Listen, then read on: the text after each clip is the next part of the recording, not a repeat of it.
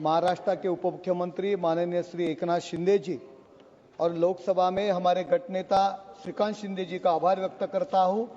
उन्होंने मुझे इस महत्वपूर्ण बिल पर बोलने का अवसर दिया।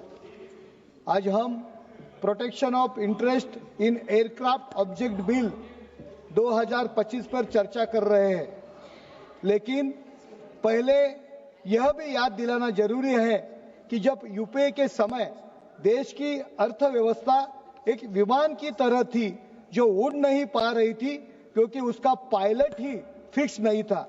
अभी अभी मनमोहन सिंह जी का उल्लेख यहाँ हुआ। डॉक्टर मनमोहन सिंह जी जैसे सम्मानित व्यक्ति पायलट जरूर थे, लेकिन कंट्रोल कोई दूसरा आदमी ले रहा था। वो बच्चे जैसी हरकतें कर रहा था जिसे खुद प्लेन उड़ाना था। इसलिए उन्होंने डॉक्टर मनमोहन सिंह जी का अपमान किया और खुद पायलट बन गया। उन्होंने यूपीए नाम की फ्लाइट को ऐसा क्रैश किया कि वो आज तक दोबारा उड़ान नहीं भर पाया। हमारे महाराष्ट्र में भी कोशिश की, लेकिन उद्धव ठाकरे जी को पायलट बनाने का, लेकिन वो टेक ऑफ नहीं ले पाए। आज हमारे पास ऐसा कैप्टन है जो न केवल वायुयान बल्कि पूरे देश को फाइटर जेट की स्पीड से आगे बढ़ा रहा है, प्रधानमंत्री नरेंद्र मोदी जी। मैं बधाई देता हूं हमारे युवा मंत्री श्री राम मोहन नायडू और श्री हमारे महाराष्ट्र के मुरलीधर मोहोळ जी को, जिन्हें इस अत्यंत महत्वपूर्ण मंत्रालय की जिम्मेदारी मिली है। मुझे विश्वास है आपके नेतृत्व में यह क्षेत्र और तेजी से ऊंचाई छू जाएगा और प्रधानमंत्री जी के उस विजन को साकार करेगा कि हवाई चप्पल पहनने वाला भी हवाई जहाज में यात्रा करे। 2014 में 74 हवाई अड्डे थे, वही 2024 तक यह संख्या बढ़कर 157 हो गई। सरकार का लक्ष्य 2047 तक 350 से 400 हवाई अड्डे तक पहुंचना है। उड़ान योजना के तहत 601 रूट चालू किए गए, जिनमें लगभग 28% दूरस्थ और पिछड़े क्षेत्रों को जोड़ा गया है।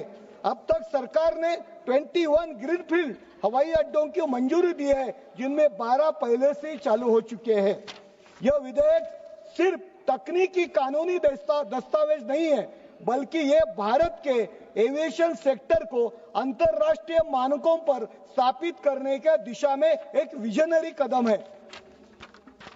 इस अंतर्राष्ट्रीय संधि का उद्देश्य है कि एयरक्राफ्ट, हेलीकॉप्टर्स, इंजन जैसे हाई वैल्यू मोबाइल इक्विपमेंट पर मालिकाना हक और वित्तीय हितों का सुरक्षा के लिए यूनिफॉर्म इंटरनेशनल लीगल फ्रेमवर्क तैयार किया जाएगा। अब तक भारत में इस कन्वेंशन को लागू करने के लिए कोई प्रभावी कानून नहीं था, इसलिए यह protection of interest in aircraft object bill 2025 लाया गया है, जो इन अंतर्राष्ट्रीय संधियों को भारत में कानून का दर्जा देता है। इस विधेयक के प्रमुख प्रावधानों की बातें करें तो सबसे पहले ये डीजीसीए यानी director general of civil aviation को एक रजिस्ट्री अथॉरिटी के रूप में नियुक्त करता है। डीजीसीए को एयरक्राफ्ट के रजिस्ट्रेशन और डिस रजिस्ट्रेशन का अधिकार दिया गया है। साथ ही उसे यह शक्ति दी गई है कि उन संधियों को लागू करने के लिए निर्देश जारी हो सके।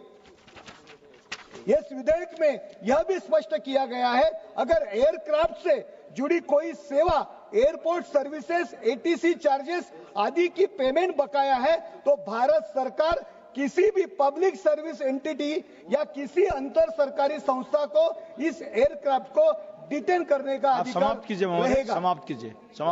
लास्ट भारत का नागरिक उड्डयन क्षेत्र केवल ऊंचाई नहीं छू रहा था, ये देश के आर्थिक, सामाजिक और वैश्विक छवि को नई दिशा दे रहा है।